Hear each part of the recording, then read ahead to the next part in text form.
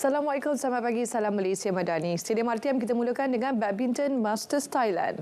Hasrat pasangan beregu campuran negara Chen Tangji To Yi Wei untuk meraih gelaran juara tidak kesampaian apabila tewas kepada wakil tuan rumah Dechapo Pavarna Nukroh Sapsiri Tera Tanachai pada aksi final semalam. Turun selaku pilihan kedua kejohanan, Tangji Yi Wei terpaksa akur dengan kekalahan 12-21, 18-21 selepas pertarungan selama 49 minit kepada pilihan pertama itu di Stadium Nimibur, Bangkok.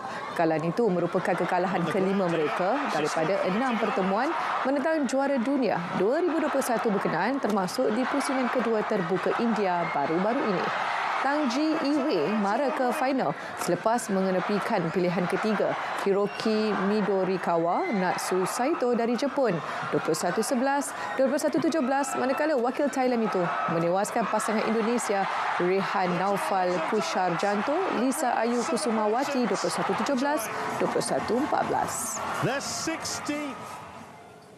Pemenang dua pingat Sukan Olimpik Datuk Pandalela Rinong terlepas peluang untuk layak ke acara 10 meter platform Sukan Olimpik Paris 2024 selepas persembahan hambar pada kejohanan akuatik dunia di Doha, Qatar.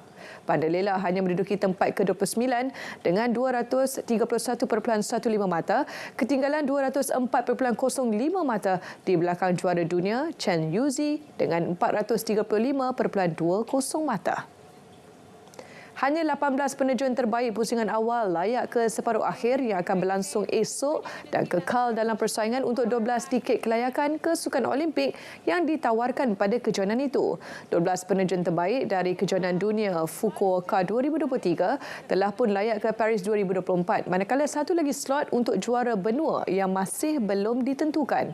Seorang lagi wakil negara, Nur Elisha Raina Muhammad Abrar Raj, turut terlepas kelayakan Paris selepas menduduki tempat ke-44 daripada 46 peserta dengan hanya mengumpul 167.55 mata.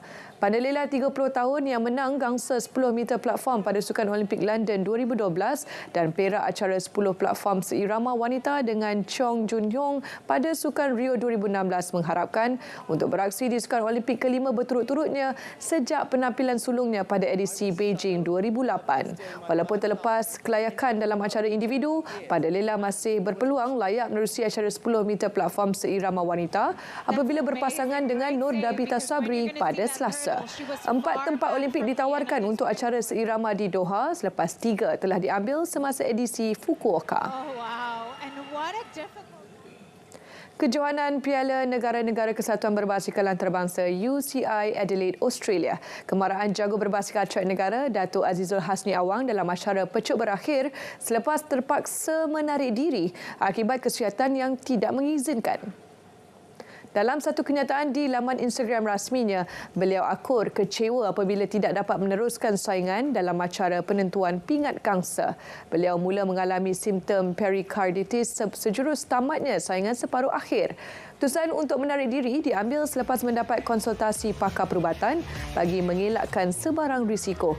Walaupun nasib tidak menyebelahinya, The Pocket Rocketman tetap positif terhadap prestasinya di saingan kali ini.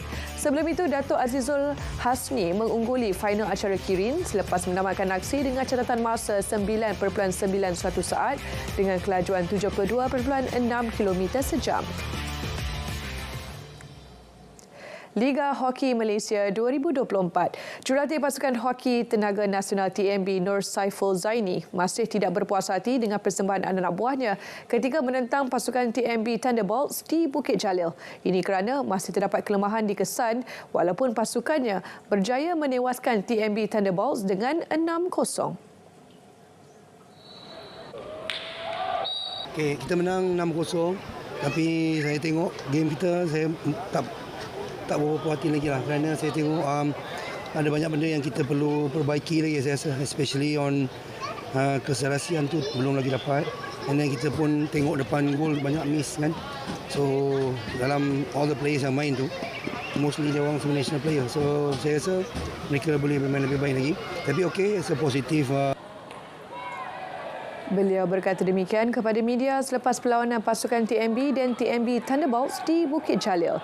TMB Thunderbolts yang membariskan pemain muda gagal membalas asakan pemain TMB. TMB selesa dengan 3 mata sebelum berdepan pasukan Terengganu untuk perlawanan seterusnya. Susulan kejayaan menghimpunkan lebih 78,000 penonton skrin gergasi perlawanan bola sepak Piala Asia. Kementerian Belia dan Sukan KBS menyarankan pihak berkuasa tempatan PBT untuk mewujudkan satu lokasi tetap untuk siaran skrin gergasi tersebut. Menurut Menteri Belia dan Sukan Henayo, perkara itu telah disuarakan dalam perjumpaan bersama-sama Exco Sukan Kerajaan Negeri sebelum ini. Beliau berharap pihak PBT boleh melabur dalam mewujudkan layar besar ini kerana ia memberi impak yang baik kepada rakyat. Jadi selepas kita buat, kita lihat dia diterima baik program itu oleh rakyat kerana walaupun ditayangkan di RTM, disiarkan di RTM, tetapi mereka suka datang dengan kawan-kawan, duduk santai tengok football match. Itu sebab masa Piala Asia baru-baru ini, 1:30 pagi Bukit Jalil penuh dengan rakyat keluar. 1:30 pagi, keluarga, anak-anak semua keluar. Beliau ditemui media selepas majlis penyerahan padang bola sepak sintetik di Kampung Kumpulan Langkawi, Kedah. Piala Asia 2023, Iran dan Qatar menjadi pasukan terbaru berjaya menempas slot kesaingan separuh akhir kejohanan selepas menewaskan lawan masing-masing pada aksi suku akhir. Dalam saingan yang berlangsung di Stadium Education City menyaksikan jaringan ketua pasukan Ali Reza Jahanbakhsh menerusi penalti pada lewat masa permainan memastikan Iran layak ke separuh akhir menewaskan Jepun 2-1 pada aksi suku akhir. Keputusan itu membolehkan Iran terus memasang impian untuk merangkul gelaran keempat mereka sekaligus meranapkan impian Samurai Biru yang tampil pada kejohanan kali ini dengan rekod cemerlang dalam misi mengintai gelaran kelima. Dalam pada itu, juara bertahan Qatar berdepan detik sukar sebelum mengesahkan kemarahan ke peringkat separuh akhir menerusi penentuan penalti 3-2 menentang Uzbekistan. Perlawanan berlanjutan sehingga 120 minit selepas kedudukan terikat 1-1 sebelum diheret ke penentuan penalti. Selepas ini, Qatar akan menentang Iran pada aksi separuh akhir yang dijadual berlangsung pada Rabu. Afrika Selatan berjaya layak ke peringkat separuh akhir pada Ahad untuk pertama kali dalam tempoh 25 tahun dengan kemenangan 2-1 melalui penentuan sepakan penalti menentang Cape Verde. Penyokong Afrika Selatan meraihkan kejayaan pasukan mereka sehingga lewat malam di Cape Town. Penjaga gol Afrika Selatan, Ronwen Williams, muncul wira apabila menyelamatkan 4 sepakan penalti. Pada peringkat separuh akhir, Afrika Selatan akan bertemu Nigeria di Boyaj Rabu ini. Cape Verde memperoleh banyak peluang untuk menjarikan gol namun dikecewakan oleh kecemerlangan penjaga gol Afrika Selatan. Kali terakhir Afrika Selatan muncul di peringkat separuh akhir ialah pada tahun 2000 namun tewas di tangan lawan sama pasukan yang menanti di separuh akhir kejohanan kali ini. Dalam satu lagi separuh akhir, Ivory Coast akan bertemu Kongo untuk merebut slot ke perlawanan akhir. Bola sepak Liga Perdana Inggeris, Alejandro Garnacho dan Rasmus Højlund menjaringkan gol untuk Manchester United menewaskan West Ham United 3-0. Chelsea dimalukan oleh Wolverhampton Wanderers apabila tewas 2-4 di Stamford Bridge.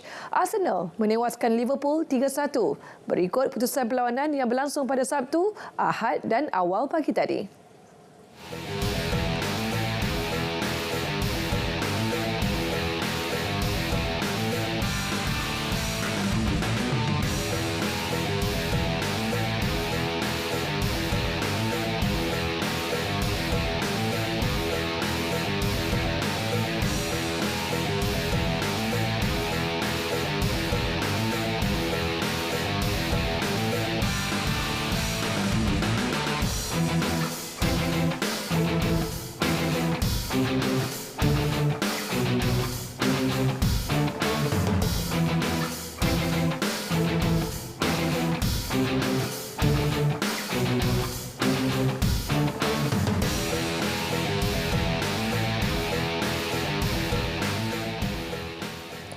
Sekian Stadium RTM dari Sungai ke Segara, Palestin pasti merdeka. Saya Fazim, salam Malaysia Madani, salam sukan untuk semua.